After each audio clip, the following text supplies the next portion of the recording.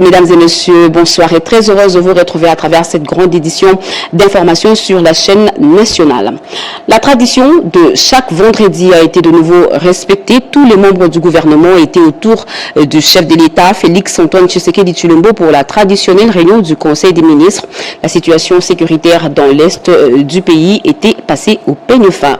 On écoute plutôt l'extrait du compte-rendu du porte-parole du gouvernement, Patrick Mouyaya. Depuis son accession à la magistrature suprême, le président de la République a placé la couverture santé universelle au cœur de ses priorités. Grâce à nos engagements, d'importants financements ont été mobilisés chaque année, notamment pour l'achat des vaccins essentiels, le cofinancement des nouveaux vaccins et le renforcement de la chaîne d'approvisionnement et des infrastructures sanitaires.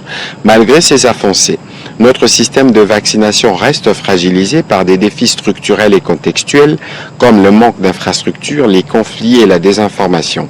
Ce qui fait que le taux de vaccination de notre pays demeure encore faible par rapport à l'objectif de 90% de couverture vaccinale fixé par l'Organisation mondiale de la santé.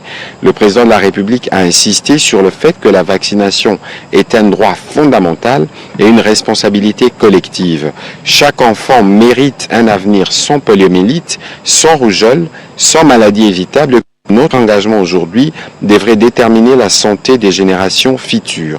Il a dès lors engagé les gouvernements, au travers de chaque ministre concerné, de libérer les financements nécessaires pour assurer la disponibilité continue des vaccins, de suivre chaque trimestre les performances de la couverture vaccinale, de renforcer les plans d'urgence pour la relance de la vaccination, accélérer l'introduction du vaccin contre le cancer du col de l'utérus, créer un cadre provincial efficace pour la couverture santé universelle.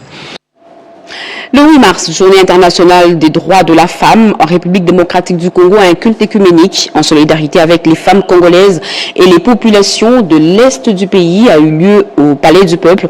Le ministère du Genre, Famille et Enfants a organisé ce culte qui a réuni les personnalités politiques, religieuses et de la société civile. La première ministre Judith Suminwa, dans son discours, a évoqué les violations de droits humains dont sont victimes les femmes et les filles dans les zones de conflit. Chimène Dondo. La journée internationale de droits de femmes est célébrée ce samedi 8 mars 2025 à Kinshasa dans un contexte particulier. Les femmes de différentes couches sociales et confessions religieuses ont formé un front spirituel pour prier pour la paix et l'unité nationale face à l'agression rwandaise en cours dans l'est de la RDC. À l'occasion du culte œcuménique organisé par le ministre du Genre, Famille et Enfants dans la salle de congrès du Palais du Peuple. Elles ont imploré la grâce et la miséricorde des dieux en faveur de victimes des guerres, ainsi que pour les forces armées de la RDC, FARDC en sigle, et les combattants Wazalendo. Présente dans cette rencontre interreligieuse, la chef du gouvernement, Judith Suminwa Tuluka, a salué la détermination et la réalisation de femmes congolaises, tout en mettant en lumière leur rôle crucial dans divers domaines. Félicitons ces femmes qui, chacune avec leur singularité, façonnent le monde et qui font preuve d'un leadership exceptionnel dans divers domaines comme la politique, les affaires et la gestion de la communauté. Dans la même coulée, nous devons souligner l'importance de l'éducation pour les filles et les jeunes femmes pour contourner les obstacles qu'elles doivent encore surmonter. Elles doivent être continuellement sensibilisées aux différentes formes de violences domestiques, agressions sexuelles et aux mesures de protection des victimes. La première ministre a également adressé un message fort aux FARDC et aux Wazalendo, exprimant la reconnaissance de femmes congolaises pour leur sacrifice. Votre sacrifice n'est pas vain. Nous vous en sommes reconnaissants. En effet, la nation vous doit beaucoup. Continuez à vous battre pour notre avenir. Que votre force et votre détermination nous inspirent tous. Unis, nous surmonterons tous les obstacles et avec toute notre admiration et notre soutien. Ensemble, nous pouvons créer un monde plus juste et plus équitable pour toutes et pour tous. Cette année, la Journée internationale des droits de femmes est célébrée en RDC sous le thème national « La Congolaise au centre de toutes les ambitions ». Pour toutes les femmes et filles, droit, égalité et autonomisation, c'est le thème de la journée du 8 mars au niveau international. Au niveau national, la Congolaise au centre de toutes les ambitions. C'est autour de ce thème que la ministre du Genre, Enfants et Familles a adressé son message dans un contexte d'agression rwandaise. Suivez plutôt cet extrait.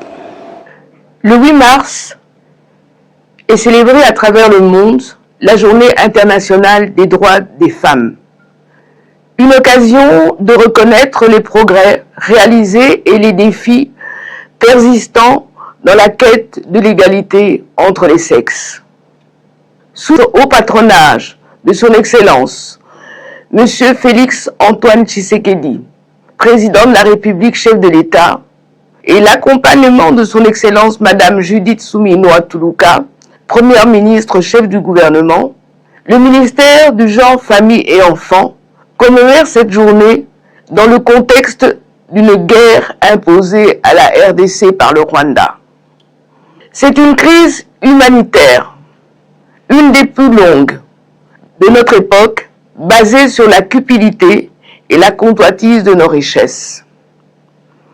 Cette journée chargée de symbolisme démontre, s'il est encore nécessaire, que Paul Kagame et son armée et ses supplétifs violent le droit fondamental des femmes congolaises à l'est du pays en leur retirant le droit à la vie. De Goma à Rutshuru, en passant par beaucoup d'autres villes et de territoires, des milliers de femmes ont été assassinées. Leur droit à la dignité est bafoué, car on se sert du corps des femmes comme d'un champ de bataille. Nos mères, nos sœurs, nos filles sont violées, mutilées, abandonnées sur les routes sans sépulture. Elles vivent dans l'insécurité permanente, aggravée par des déplacements forcés.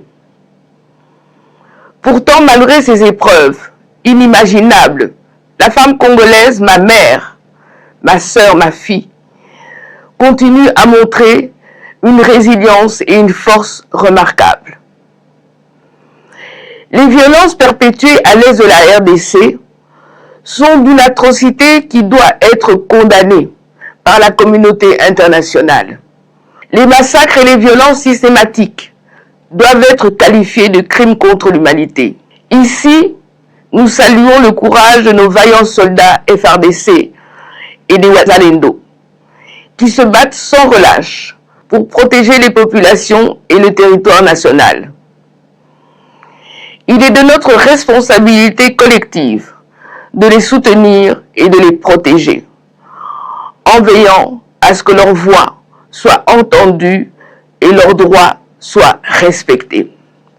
Mes chers compatriotes, Journée internationale des droits des femmes. Eh bien, la ministre de la Culture, Art et Patrimoine, Yolande Elébé, a honoré les militaires musiciennes des forces armées, commandement général, les écoles militaires dans la droite ligne du programme Tozar et Longo na FARDC. Une rencontre symbolique qui met sous le feu de projecteurs leur double engagement, servir la nation sous l'uniforme tout en portant tout haut les couleurs de la culture congolaise. Fanny Malongo et Jean-Pierre Ndolodemazo. Dans la continuité des actions de la campagne Tozar et Longo na FARDC, Yolande Elébé Mandembo, ministre de la Culture, Art et Patrimoine, a rencontré ce 8 mars le personnel militaire féminin engagé dans la pratique musicale. Cette rencontre, qui coïncide avec la Journée internationale des droits des femmes, vise à saluer l'engagement de ces femmes qui, par leur talent et leur détermination, contribuent à la promotion de la culture tout en servant la nation. Nous avons en plus des artistes qui sont militaires, qui ont choisi de porter l'uniforme, et je pense qu'on les oublie souvent.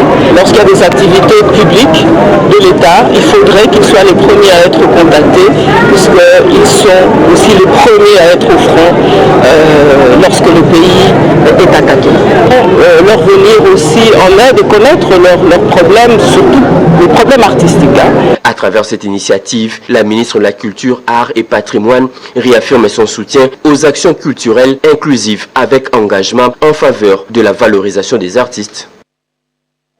Quel est le rôle de la femme de médias dans la lutte contre l'agression rwandaise? Eh bien, ce sujet a été développé par la directrice générale de la RTNC, Sylvie Lingué Nyembo Molayi, au cours d'une émission spéciale dans le cadre justement de la Journée internationale des droits des femmes. On écoute. Femme des médias, c'est d'abord une Congolaise. Elle a sa place dans ce combat. La force de la femme des médias, c'est les médias. C'est ce support que nous avons. Aujourd'hui, nous avons la télévision, la radio, les médias en ligne, avec les réseaux sociaux et le journal papier, dans lesquels, à travers ces différents médias, vous avez des femmes. Madame vient aujourd'hui, tout à l'heure, de sensibiliser. La femme a une sensibilité différente. La femme réfléchira par 2 fois avant de s'engager dans une guerre. Et ici, c'est l'occasion de transmettre des messages de soutien aux populations de l'Est, de dire que lorsque vous nous voyez ici, c'est pour vous que nous le faisons. Lorsqu'on est là à disserter et des manifestations qui se tiennent partout à travers la ville et dans le pays, c'est pour que cette guerre s'arrête et que nous ayons la paix. Nous sommes chez nous. Madame l'a dit tout à l'heure, nous verserons notre sang pour que nos enfants, nos petits-enfants, puissent un jour dire que nous leur avons légué un pays beau, prospère, où il fait bon vivre. L'intégralité de cette émission juste après ce journal. Les États-Unis d'Amérique ne se sont pas limités à condamner l'agression rwandaise contre la République démocratique du Congo. Ils montrent la voie de sortie de crise. Au cours du premier point de presse de Tammy Bruce, porte-parole du département d'État américain, tous les protagonistes sont invités à reprendre le processus de Luanda. Edi Chala. Lors de son premier point de presse en tant que porte-parole du département d'État américain, Tammy Bruce a affirmé le soutien indéfectible des États-Unis au peuple congolais et à la République démocratique du Congo. Elle a souligné l'engagement du gouvernement américain à œuvrer pour la paix dans l'est du pays en insistant sur la nécessité d'un cessez-le-feu immédiat, de la responsabilisation des auteurs des violations des droits de l'homme et du respect de la souveraineté congolaise. Une position qui tranche avec les ambiguïtés du passé. Tammy Bruce a insisté sur l'importance de relancer les processus de paix de Luanda et de Nairobi dirigés par l'Angola pour résoudre le conflit dans l'est de la République démocratique du Congo. Elle a rappelé que le secrétaire d'État Rubio avait évoqué ce point lors de ses récents échanges avec les présidents concernés, appelant à une résolution diplomatique durable de la crise. L'unanimité s'est faite autour de ces 2 processus, Luanda et Nairobi, pour une solution définitive dans l'est de la RDC. Certains parlent de la fusion des 2 processus, alors que la République démocratique du Congo a tenu à préciser qu'il s'agira de l'alignement de ces 2 processus pour la paix en RDC. Seul le pacte social de la SENCO et de l'ECC nage à contre-courant, avec Eric Senga qui, sans aucun froid aux yeux, qualifie le processus de Nairobi d'un peu obsolète. Là, une chose est sûre, la République démocratique du Congo d'hier est celle d'aujourd'hui. C'est la nuit et le jour à l'international. Sa voix passe et sa perception de la résolution de la crise fait crédit. Godard Motemona rencontre Lydia Moutebele, députée fédérale belge, et Dr Audrey Mondine, tête d'affiche des manifestations anti-Kagame à Bruxelles. Ces 2 dames de fer agissaient chacune selon sa sphère d'influence, mais concourant au même objectif, voir la paix revenir au Congo et à l'arrêt immédiat des hostilités dans l'est du pays. Olivier Polo. Le périple européen du vice-ministre des Mines a pris des allures d'un soutien au combat que mènent Lydia Moutebele, députée fédérale belge d'origine congolaise, et Dr Audrey Mondine, organisatrice des récentes mobilisations de la diaspora en réponse à l'appel du président de la République, Félix-Antoine Tshisekedi Tshilombo. Le ministre qui nous a expliqué combien les régions de la RDC sont dévastées par des rebelles qui veulent s'approprier des biens de la RDC. Alors en tant que femme politique belge d'origine congolaise, en tant que maire, je ne peux pas rester silencieuse face à ce désastre. Monsieur le Président, aujourd'hui, grâce à vous, le monde entier connaît la vraie face de Kagame. Nous, les Congolais de la diaspora, nous vous aimons, nous allons vous soutenir. La patrie ou la mort, nous vaincrons. L'opinion publique européenne doit être aussi la cible du message de la RDC sur les pillages de ses ressources minières pour qu'elle influe sur les politiques publiques de leurs États. Godard Motemona, le sachant, encourage ces dames de fer agissant chacune selon sa sphère d'influence, mais concourant aux mêmes objectifs. Je suis venu l'encourager pour ce plaidoyer qu'elle continue. Il faut que nous arrivions à appliquer ces sanctions contre notre ennemi. Ces rencontres du vice-ministre apportent de l'eau au moulin de Lydia Moutiébé-Lengoy et Audrey Moundiné. Godard Motemona poursuit cette approche en droite ligne de l'appel lancé par le commandant suprême des forces armées de la République démocratique du Congo au chef de l'État. Une mobilisation générale à tout temps et en tout lieu. Et ce message de la directrice générale de l'OCC à l'occasion de la Journée internationale des droits de femmes. Chères collaboratrices, chers collaborateurs, en cette Journée internationale des droits des femmes, nous nous rassemblons autour des thèmes puissants de cette année. Toutes les femmes et filles, droits, égalité, autonomisation, ainsi que la Congolaise au centre de toutes les ambitions. Ces mots résonnent particulièrement en cette période où notre pays traverse des défis sans précédent, car nous sommes en guerre et l'agresseur est le Rwanda. Aujourd'hui, nous célébrons le courage, la résilience et les accomplissements des femmes et des filles de notre Congo démocratique. Elles sont souvent en première ligne, non seulement face aux difficultés, mais aussi en tant qu'agentes de changement et de progrès. Leur contribution est essentielle pour bâtir une société plus juste et égalitaire. C'est ici l'occasion pour moi de rendre les vibrants hommages les plus déférents au président de la République, chef d'État, garant du bon fonctionnement des institutions de la République, son Excellence Félix Antoine Tshisekedi Tshilombo, pour ses efforts inlassables face à la guerre et aux crises qui frappent notre nation. Son leadership et sa détermination à promouvoir la paix et la stabilité sont une source d'inspiration pour nous tous. Je tiens à exprimer notre profonde reconnaissance envers la première ministre Judith Suminwa Tuluka, qui s'emploie à exécuter la vision du président de la République sur tous les plans. Ma reconnaissance s'exprime également à l'endroit de la première dame Denise Nyakeru Tshisekedi pour son dévouement dans la cause de la jeune fille à travers ses différents programmes tels que Excellencia et dans la santé à travers les enfants drépanocytaires, pour ne citer que cela. Je vous remercie de votre dévouement et de votre engagement à faire de notre entreprise un modèle d'égalité et d'inclusivité. C'est signé Christelle Mouabilou, directeur général adjoint de l'OCC. Poursuivant ce journal, le président de la Ligue des jeunes de l'UDPS séjourne en Belgique. Sur place, il a échangé avec les autorités belges avant d'être reçu par le président, le Parlement bruxellois. Occasion pour lui de faire entendre la voix de la République démocratique du Congo sur la guerre d'agression Rodépanda.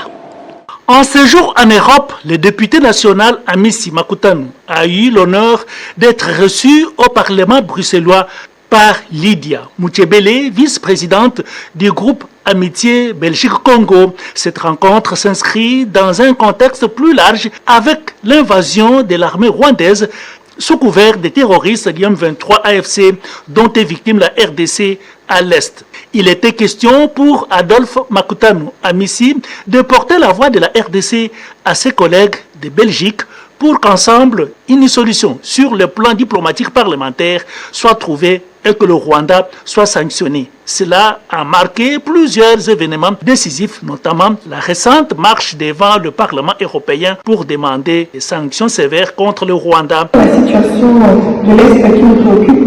Merci pour toutes les informations qui nous ont été communiquées et nous allons continuer à travailler et à mobiliser jusqu'à la fin de ce conflit. Merci beaucoup, honorable de nous avoir accueillis avec beaucoup d'enthousiasme. Je suis encore très habitué de voir les perspectives que vous avez assignées ensemble avec les autres. Ensemble, nous sommes forts. Ensemble, cette guerre va appartenir au passé. C'est pour nous.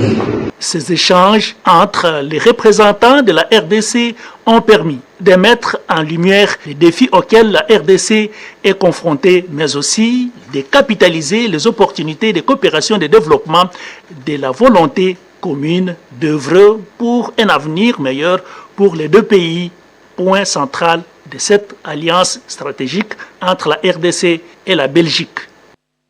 La base républicaine tient à une sortie de crise qui découle d'une concertation de toutes les forces vives. C'est le but d'un atelier de 3 jours organisé pour sensibiliser les jeunes sur la cause. Un atelier qui se tient à Kinshasa, nous dira Dépenda. La RDC en situation d'instabilité et d'insécurité à la suite de la guerre d'agression qui lui est imposée dans sa partie est, la base républicaine avec en tête Igo Nsundi Zalam, président de cette formation politique, a réuni dans un atelier de réflexion sur la nation différents partisans constituant toutes les énergies des forces vives de tous bords de la ville de Kinshasa. Une occasion de réfléchir autour de différentes thématiques qui puissent aider le pays à sortir de la crise, non seulement sécuritaire, mais aussi pour tous les autres secteurs de la vie. Le Caneva reprend quelques points tels que la défense et la sécurité territoriale, la diplomatie et la politique étrangère, l'économie stratégique de la RDC et autres. Notre pays a des problèmes. Durant cet atelier, pendant 3 jours, les experts vont réfléchir pour avoir un plan de sortie des crises dans la ligne des idées que nous avons proposées, tant aux institutions qu'à certains acteurs de la vie nationale. Nous voulons à cet instant-ci travailler dans la solidarité. Il ne faut pas qu'une personne reste dans son coin et dire « moi je sais comment on va résoudre le problème ». Il faut considérer que tout le monde, si on se rassemble, on peut avoir la solution, mais chacun doit avoir une proposition, une idée. Quelqu'un peut avoir une idée et l'autre sait comment mieux la mettre en pratique. Igo Nsundi a aussi interpellé le peuple congolais à cultiver la solidarité pour le bien du pays avec un soutien total au FARDC. Cet atelier de réflexion sur la nation de la base républicaine prendra 3 jours, soit 17 au 9 mars 2025. L'Union européenne renforce financièrement le programme de désarmement, démobilisation, relèvement communautaire et stabilisation afin de permettre la réinsertion et la réintégration des démobilisés de l'Ituri. Ce sujet était au cœur des entrevues qu'a eu le coordonnateur du PDDRCS et l'ambassadeur de l'Union européenne, Peggy Mukunda.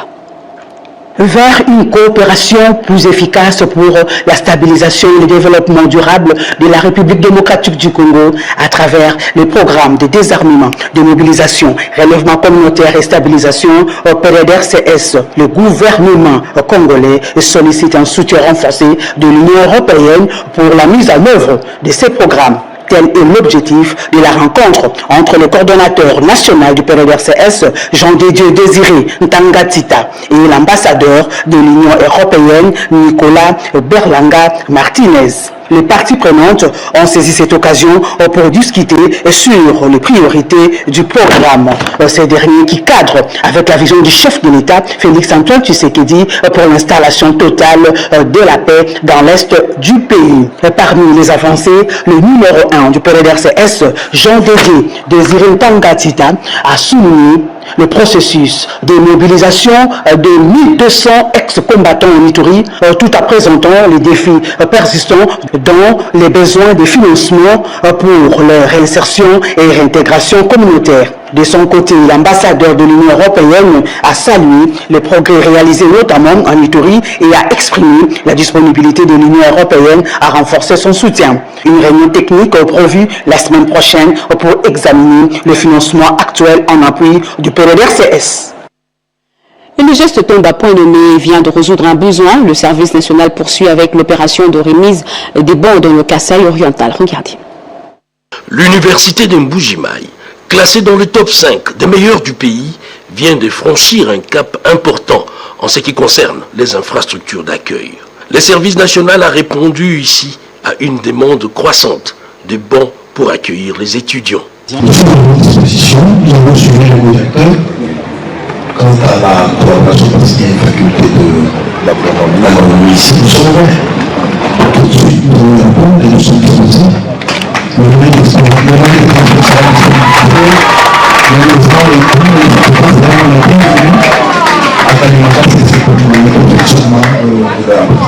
Ces premiers lots fabriqués par des bâtisseurs formés qui n'a rien à envier aux menuisiers professionnels a été réceptionné de main du commandant du service national, le lieutenant-général Jean-Pierre Kassongo-Kabouik, par Monseigneur Bernard Kassanda, évêque du diocèse de Mbujimaï et président du conseil d'administration des cet alma mater. Maintenant que ces jeunes gens sont vraiment dans leur dignité, il faut que les mêmes qui avaient tout haut crié encore reviennent et déclarent encore tout haut votre inestimable personnalité dans la formation de ces jeunes gens. Et alors, que dire d'autre si ce n'est remercier les bienfaiteurs et encourager l'opération sans une école, du moins les cas de figure, sans une université, sans banc. Opérationnalisation de Lumumba-Ville. Les lignes bougent et la Première ministre vient d'instruire la mise en place d'une commission interministérielle ad hoc, un motif de satisfaction pour l'honorable Léonard Chéo-Kitundu, l'élu de ce coin du pays. Regardez. Le nom de la ville est emblématique. Il est le symbole de la lutte pour l'indépendance. Lumumba-Ville attend son opérationnalisation comme un mirage depuis sa création. Heureusement, Léonard Chéo-Kitundu, qui en est le digne représentant à l'Assemblée nationale, s'est investi pour faire progresser la cause. Depuis l'investiture, il n'a pas lâché la première ministre chef du gouvernement. La mise en place de la commission interministérielle ad hoc pour l'opérationnalisation de Lumumba-Ville sous la direction du vice-premier ministre, ministre de l'Intérieur, Sécurité et Décentralisation est un début de réponse très attendu par les populations de cette partie du pays.